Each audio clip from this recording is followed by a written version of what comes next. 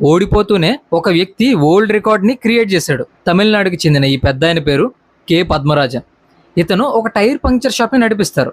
అలాగే హోమియోపతి మెడిసిన్స్ని కూడా ఇస్తారు. ఎలక్షన్స్లో పార్టిసిపేట్ చేయడం అంటే చాలా ఇంట్రెస్ట్. 1988 నుంచి గ్రామాల్లో జరిగే చిన్న చిన్న ఎలక్షన్స్ ఉంటాయి కదా, వాటి నుంచి నేషనల్గా జరిగే పెద్ద ఎలక్షన్స్ వరకు పోటీ చేశారు. ఏకంగా నరేంద్ర మోదీ గారు అలాగే అబ్దుల్ కలాం గారు వీళ్ళకి అగేన్స్ట్గా కూడా ఇతను నామినేషన్ వేశాడు. 240 సార్లకు పైగా ఎలక్షన్స్లో పోటీ చేస్తే ఒక్కసారి కూడా గెలవలేదు. ఎక్కువ సార్లు ఎన్నికల్లో పోటీ చేసి ఓడిపోయిన వ్యక్తిగా ఇతనికి లింకా బుక్ ఆఫ్ వరల్డ్ రికార్డ్స్లో ఒక రికార్డ్ కూడా ఉంది. ఇతన్ని ఎలక్షన్ మ్యాన్ ఆఫ్ ఇండియాగా కూడా పిలుస్తారు. సామాన్యమైన వాళ్ళు కూడా ఇలా ఎలక్షన్స్లో పోటీ చేయొచ్చు అని నిరూపించడానికి మాత్రమే ఈయన ఇలా చేస్తున్నారంట. ఒకసారి ఏదైనా పోటీ చేసి ఓడిపోతేనే మళ్ళీ రెండోసారి ఎవరు పార్టిసిపేట్ చేయరు.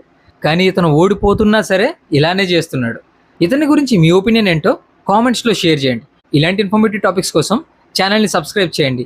వీడియో నచ్చితే ఇంకొంతమందికి షేర్ చేయండి.